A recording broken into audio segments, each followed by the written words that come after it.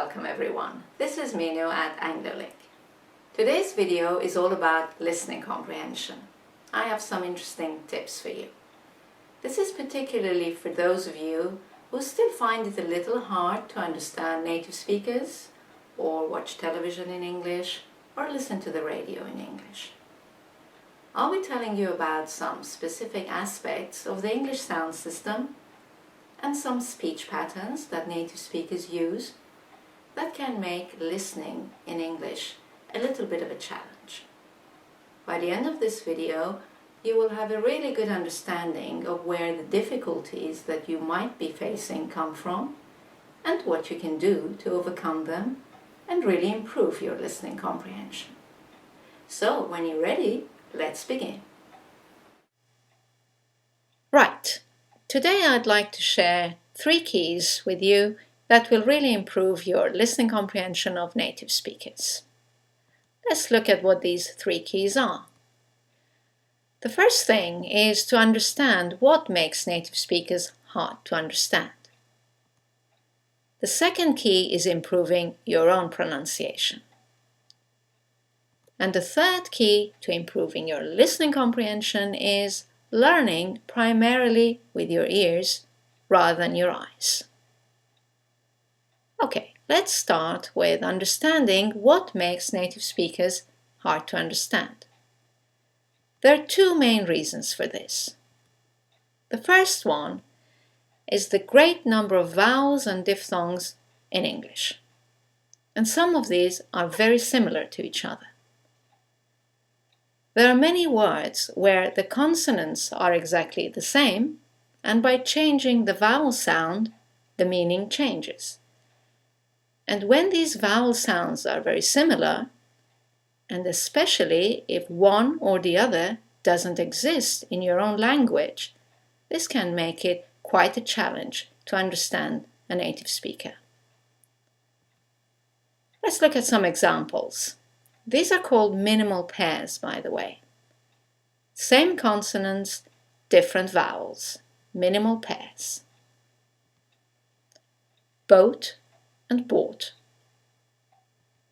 Mad, mud. Hurt, heart.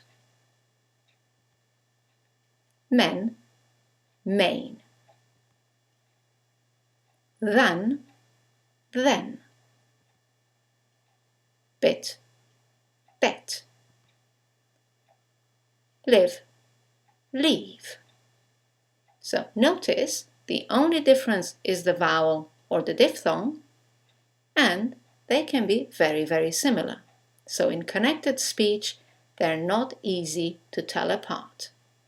This is the first reason why listening to English native speakers can be challenging. Now, let's look at the second reason. The second reason is the way that native speakers shorten and link sounds. Let's give you a quick example. Look at this sentence. How is it going? You will hear from a native speaker, how's it going? There are 3 specific speech patterns that all native speakers use, and I'm going to take you through them one by one. Speech pattern number 1 is contractions, contracted verbs and negatives. You're pretty familiar with these. I'm, he's, they'll, we've, won't, can't, etc. What is important to remember is that native speakers always use these patterns when they speak, except when they want to stress a point. That is why there is a difference in tone and meaning between "Okay, I'll do it" and "I will do it. Nothing can stop me." When we use the contraction, there is no stress. On the contracted form, there is no particular emotion.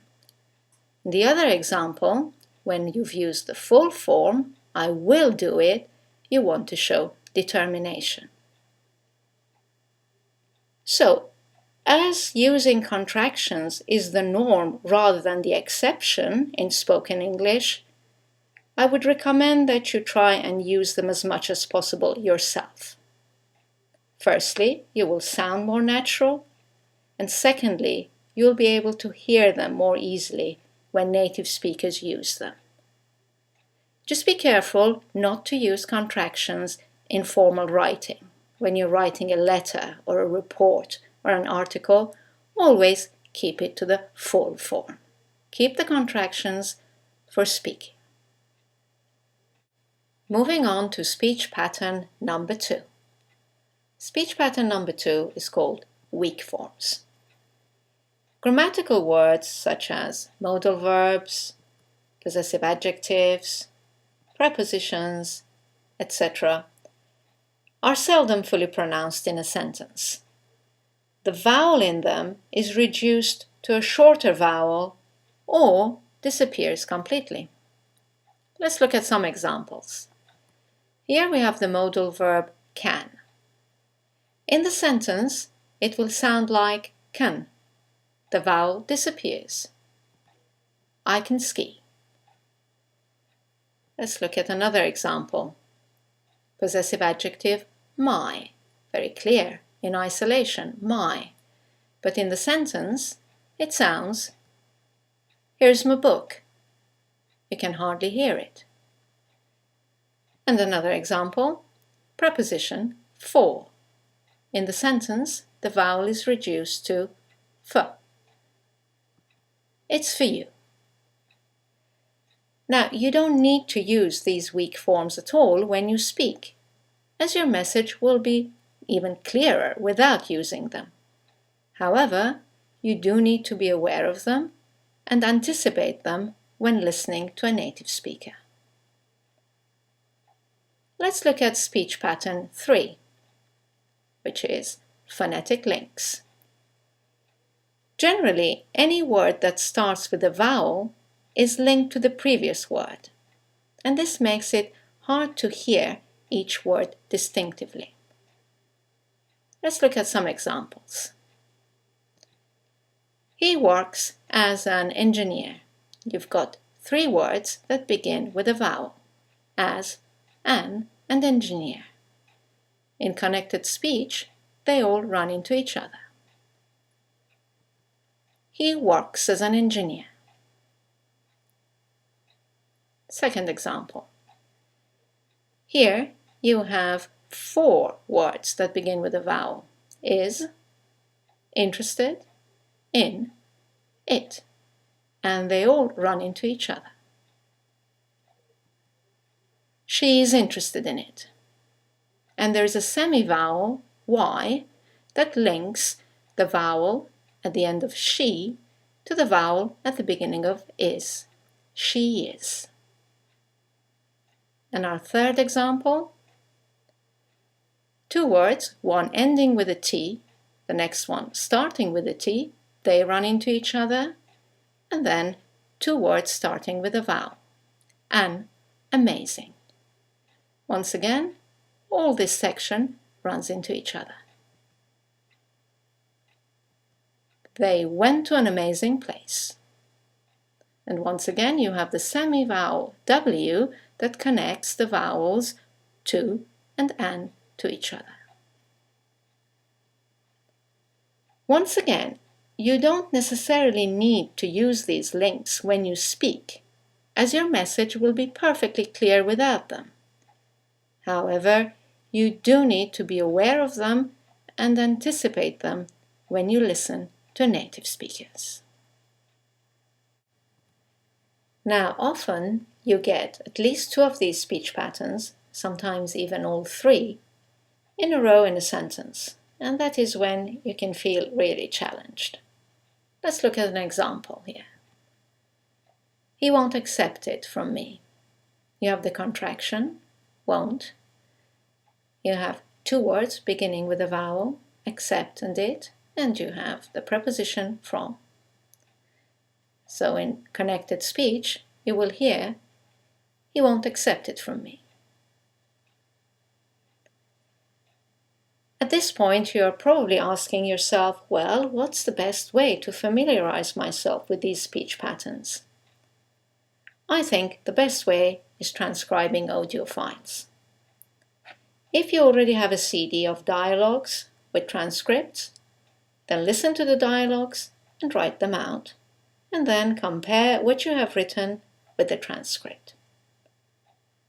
If you do not have such CDs, I recommend Anglofiles 104 and 108 from AngloLink's selection of audio files that you can access on our website, anglolink.com.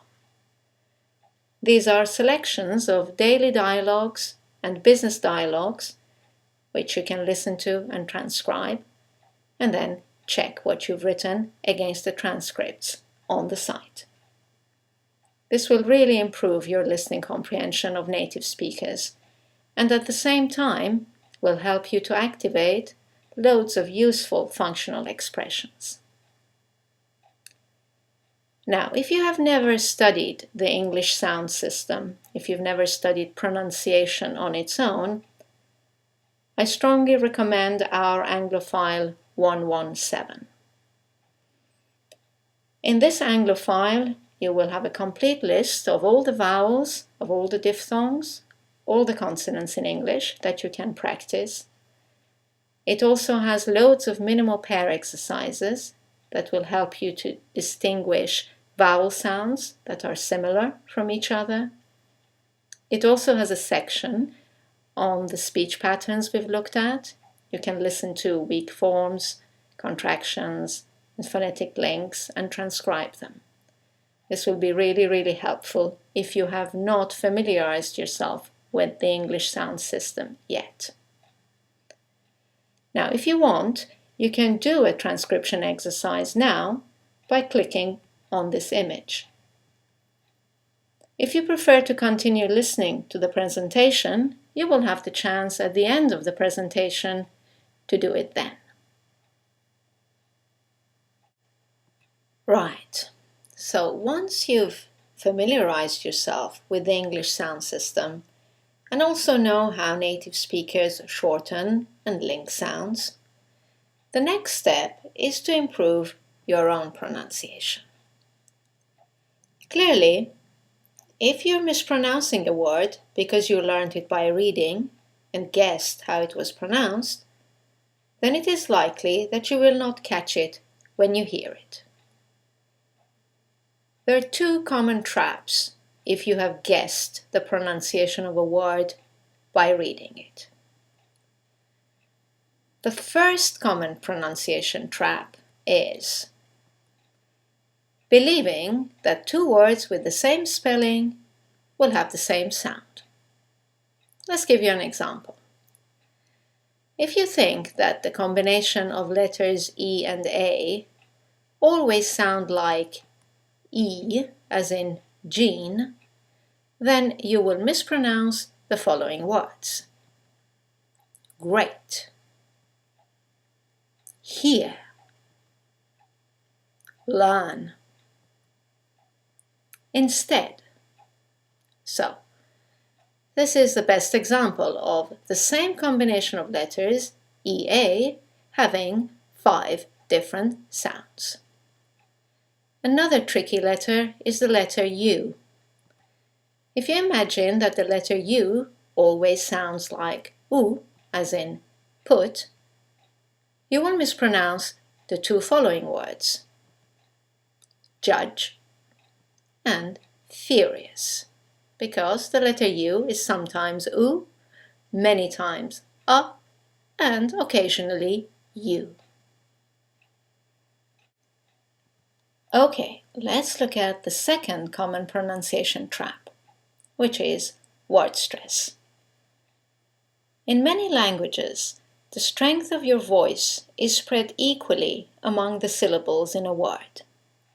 In English, however, if you have more than one syllable in your word, you have to decide which syllable or syllables take the stress of your voice and which ones are de-stressed. Let's look at an example. Here's a word with 4 syllables. Now, Let's decide which syllable takes the stress. Is it the first one, development? Is it the second one, development? The third one, development? Or the last syllable, development? In this case, it's the second syllable, development. Now, you couldn't know that unless you have heard the word many, many times. Let's look at the second example. Let's look at these two words. They seem very similar in their spelling, so you would expect them to have the same rhythm, the same music, the same word stress. However, in the first one, it's the second syllable that's stressed, and in the second one, it's the first syllable, and that changes the pronunciation completely. The first word is propose, and the second word is purpose. So what is the conclusion of the examples we've looked at the pronunciation traps we've looked at? Well, the conclusion is that you have to avoid guessing how a word is pronounced. Always check the pronunciation of the words that you're learning. Either ask someone or use a talking dictionary. Talking dictionaries are now widely available on the internet, and you can listen to the word several times, and with some of them you can even record your own voice and compare your pronunciation with the model, which is an excellent exercise. Again, you don't need to be 100% correct in your own pronunciation to be understood.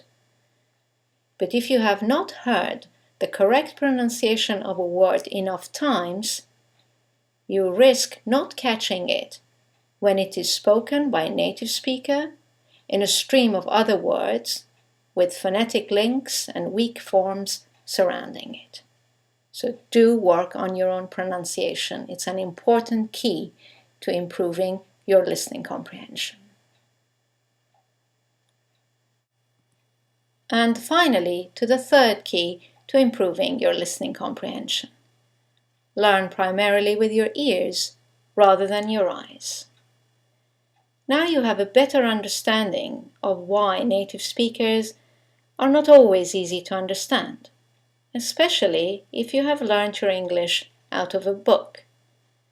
It's for the simple reason that what you see is not what they say. Therefore, the best way to learn new words and expressions is by first hearing them, then seeing them in writing. So here are some final hints on how to use your ears instead of your eyes. Listen to audiobooks rather than read the printed version of the book. Listen to the radio and watch programs and films in English as much as possible. Even if at first you understand very little, this is a great exercise to tune your ears into the sounds, rhythm, and the music of the language. You will be surprised how quickly you will start to hear and understand more and more.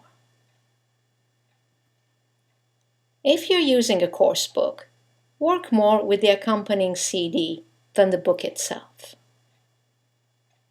And finally, if you're using a word you have learned by reading and have never heard it before, make sure you check the pronunciation.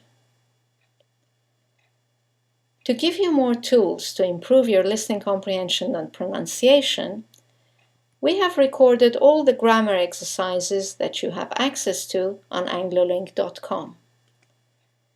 These are available as audio files, and they ensure that you also learn the correct pronunciation and intonation of the important structures and the useful expressions that we have included in our Anglopedia.